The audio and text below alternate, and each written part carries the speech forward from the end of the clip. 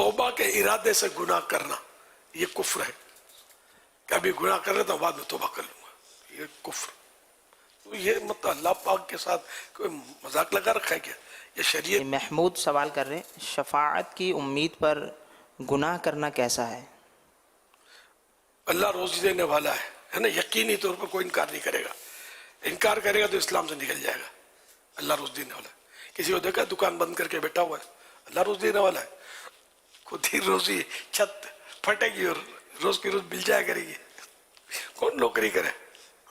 آ جائے گا جو نصیب میں ہوگا۔ کوئی مطلب یہ رزق نہیں لیتا تو کوئی ایسا نہیں کرتا۔ تو وہ باقی بعض معاملات میں یہ ایسی باتیں لوگ کر رہے ہوتے ہیں۔ کیا اس سوال میں کیا کہا آپ نے؟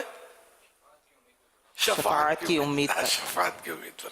تو شفاعت کی امید پر بندہ گناہ کیا جائے تو یہ بہت بڑا رسک نہیں ہے اپنے لیے لینا، اور شرعاً یہ درست جائز بھی نہیں ہے۔ یہاں تک کہ مفتی احمد یار خان صاحب نے لکھا ہے کہ توبہ کے ارادے سے گناہ کرنا یہ کفر ہے کہ ابھی گناہ کر رہا تھا بعد میں توبہ کر لوں گا، یہ کفر۔ تو یہ مطلب اللہ پاک کے ساتھ کوئی مذاق لگا رکھا ہے کیا؟ یہ شریعت کے ساتھ مذاق لگا رکھا ہے۔ اللہ کی رحمت تو بہت بڑی ہے، تو اس کا مطلب ہے کہ جو چاہو کرو یار۔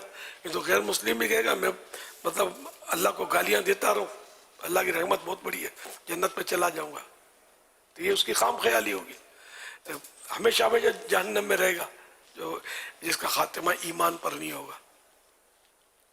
تو اس لیے شفاعت کی امید پر تو یہ بہت بڑا شیطان کا وار ہے، دھوکہ ہے۔